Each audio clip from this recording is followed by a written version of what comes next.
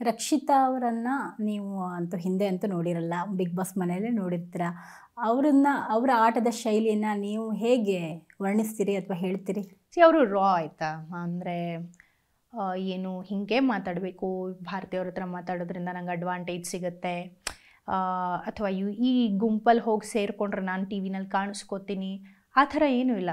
ಅವ್ರಿಗೆ ಗೊತ್ತು ನಾನು ಕ್ಯಾಮ್ರಾ ಮುಂದೆ ಹೋಗಿ ನನಗೆ ಹೆಂಗೆ ಇಷ್ಟ ಆಗೋದೋ ನಾನು ಮಾತಾಡ್ತೀನಿ, ನನಗೆ ಯಾರು ಇಷ್ಟ ಆಗ್ತಾರೋ ಅವ್ರ ಹತ್ರ ಮಾತಾಡ್ತೀನಿ, ನಂಗೆ ಅಡುಗೆ ಮನೆಯಲ್ಲಿ ಕೆಲಸ ಮಾಡೋದಕ್ಕೆ ಇಷ್ಟ, ನಾನು ಮಾಡ್ತೀನಿ.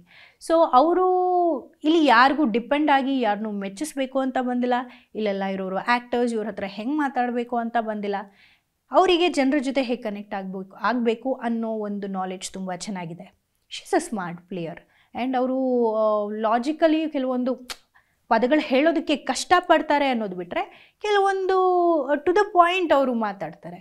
ಸೊ ಇಂಡಿವಿಜುವಲಿ ಅವರು ಆ್ಯಕ್ಚುಲಿ ಅವರು ಸ್ಟ್ಯಾಂಡ್ ತೊಗೊಂಡ್ರಲ್ಲ, ಆಗ ನಾನು ಅಲ್ಲೇ ಇದ್ದೆ, ನಾನು ಸುಮ್ಮನೆ ನೋಡ್ತಾನೆ ಇದ್ದೆ. ಅಂದರೆ ಆ್ಯಸ್ ಅ ಗರ್ಲ್ ಅವ್ರ ಎದುರುಗಡೆ ಇನ್ನೊಬ್ಬರು ತುಂಬ ವಯಸ್ಸಾದವರು, ಅವ್ರಿಗಿಂತ ವಯಸ್ಸಲ್ಲಿ ದೊಡ್ಡವರು, ಅಷ್ಟು ಸಪೋರ್ಟ್ ಇದೆ. ಜಾನ್ವಿ ಅವರು ಅವ್ರಿಗೆ ಸಪೋರ್ಟ್ ಮಾಡ್ತಿದ್ದಾರೆ, ಸುದ್ದಿ ಅವರು ಅವ್ರಿಗೆ ಸಪೋರ್ಟ್ ಮಾಡ್ತಿದ್ದಾರೆ. ಕಿರ್ಚಾಡ್ತಿದ್ರೂ ಒಂಚೂರು ಭಯ ಪಡ್ದಿರ, ಯಾರಿಗೂ ಹೋಗಿ ಹೆಲ್ಪ್ ಕೇಳ್ದಿರ ಅಷ್ಟು ಜೋರಾಗಿ ಮಾತಾಡ್ತಾರೆ ಅಂದರೆ ಸ್ಟ್ರಾಂಗ್ ಕಂಟೆಂಡರ್ ಅಂತಲೇ ತಾನೆ ಅರ್ಥ. ಅವ್ರಿಗೆ ಯಾವ ಸಪೋರ್ಟು ಬೇಡ, ಅವ್ರಿಗೋಸ್ಕರ ಅವರು ನಿಲ್ತಾರೆ, ಅವ್ರಿಗೋಸ್ಕರ ಅವ್ರು ಆಡ್ತಾರೆ. ಚೆನ್ನಾಗಿ ಆಡ್ತಿದ್ದಾಳೆ, ಸೊ ಚೆನ್ನಾಗಿ ಆಡಲಿ. ನೀವು ಆಲ್ರೆಡಿ ವೇದಿಕೆ ಮೇಲೆ ಹೇಳಿದ್ರಿ ಫಿನಾಲಲ್ಲಿ ಯಾರನ್ನು ನೋಡ್ಬೋದು ಅನ್ನೋದನ್ನು ಇಬ್ಬರು ಸೇರಿ ಹೇಳಿದ್ರಿ, ಮಂಜು ಮ್ಯಾಮ್ ಹಾಗೆ ನೀವು. ಅದ್ರ ಜೊತೆಗೆ ಫೀಮೇಲ್ ಕಂಟೆಸ್ಟೆಂಟ್ ಯಾರು ಇರ್ಬೋದು ಅಂತ ಅನಿಸುತ್ತೆ ನಿಮಗೆ?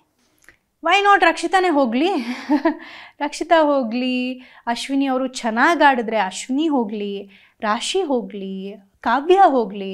ಕಾವ್ಯ ಸ್ವಲ್ಪ ಕ್ಯಾಲ್ಕುಲೇಟಿವ್ ಇದ್ದಾರೆ ಅನ್ನೋದು ಬಿಟ್ಟರೆ ಐ ಥಿಂಕ್ ಅವರು ಇಂಡಿವಿಜುವಲಿ ಚೆನ್ನಾಗಿ ಆಡೋದಕ್ಕೆ ಶುರು ಮಾಡಿದರೆ ಜನರು ಗಿಲ್ಲಿಗೇನು ಪ್ರೀತಿ ತೋರಿಸ್ತಿದ್ದಾರೋ ಅಷ್ಟೇ ಪ್ರೀತಿ ಕಾವ್ಯಂಗೂ ಕೂಡ ತೋರಿಸ್ತಾರೆ. ಸೊ ಹೋಗಲಿ, ಹೆಣ್ಮಕ್ಳೆಲ್ಲ ಹೋಗಲಿ, ವೈ ನಾಟ್. ಈ ಸತಿ ಒಂದು ಹುಡುಗಿ ಕಂಟೆಂಡರೇ ಗೆಲ್ಲಿ, ನೋ ಪ್ರಾಬ್ಲಮ್.